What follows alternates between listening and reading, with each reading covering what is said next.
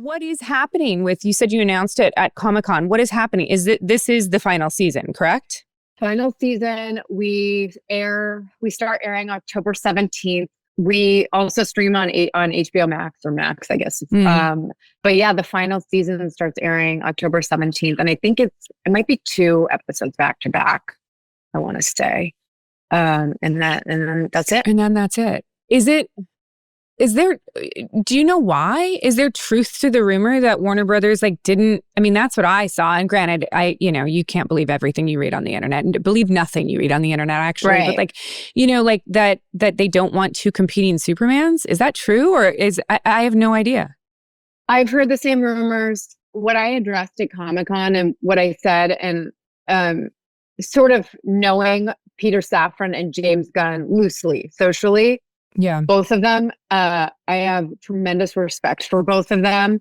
And I just very much am a believer that it is what it is. And I'm not going to sit here and pretend like we went into this thinking we were going to go 7 seasons. Yeah. That's what we were told. And so it was shocking that everything happened, but it was almost like this triple whammy, to be honest. It wasn't, people keep putting the blame on Gunn and Safran, but the reality is the CW was sold to Nexstar. Warner Brothers had a new head in David Zaslav, and then also DC Comics had new heads. So those were sort of the 3, and there was some upheaval, but truthfully, I think James Gunn is brilliant, and I trust him, and I trust that he really loves the IP of Superman, and I feel like he's going to direct an amazing movie. Yeah. And whether that had to do with our cancellation or not is neither here nor there, because it's over.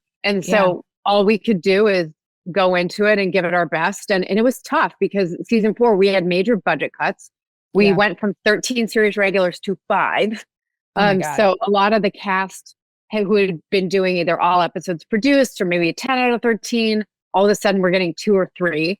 And I think kudos to the writers for really making it feel like at least some of those casts were in every episode. So it didn't feel like it was a different show at all. It still feels like the same show.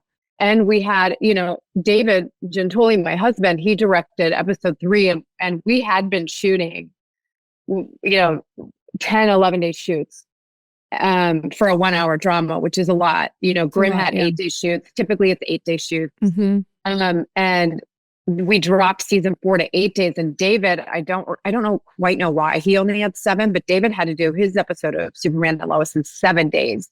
That's and so fast. He had a huge episode, and he got it done. But it was scary, obviously, having to do so much, and all the VFX and stunt work, and then all this emotional stuff. So it was, season 4 was faster, but I still, I watched the series finale at Warner Brothers with a bunch of the cast and post-production team, and it looks as beautiful and as cinematic as any other episode.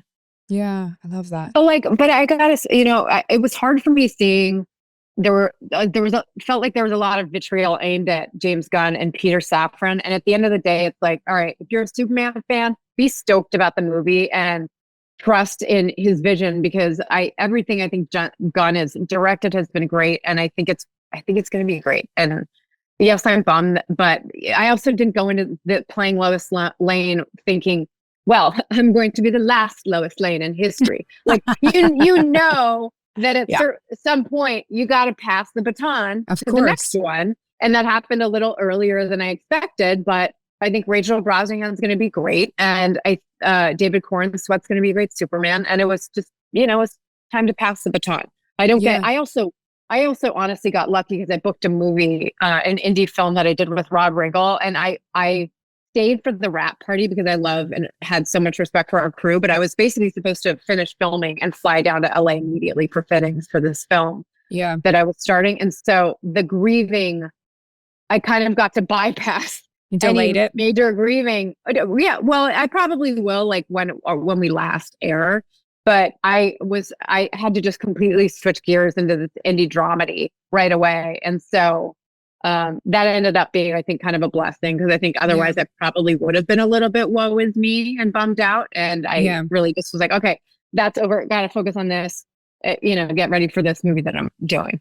I always leave really fast. And I always get a lot of criticism, not a lot of criticism, but a lot of people are like, why are you leaving so fast? Like for Battlestar, I bailed out like super fast as soon as I wrapped at like 4 a.m. From set, or are you talking from about set? Me from too. set when I wrap. I'm always, as soon as it's done in my mind, I leave. And then the wrap party happens. I usually try and stay for a little bit of it and then I leave. I don't sit when something's over because I find that for myself, I don't like goodbyes. I don't like the end of things. I just sort of like go past it. And everyone's like, where were you when everyone was on set of Battlestar till like 8 a.m.? And I was like, I was in bed. And then I caught a flight out the next day. I was like, I don't want to mourn this thing. I just want to move on,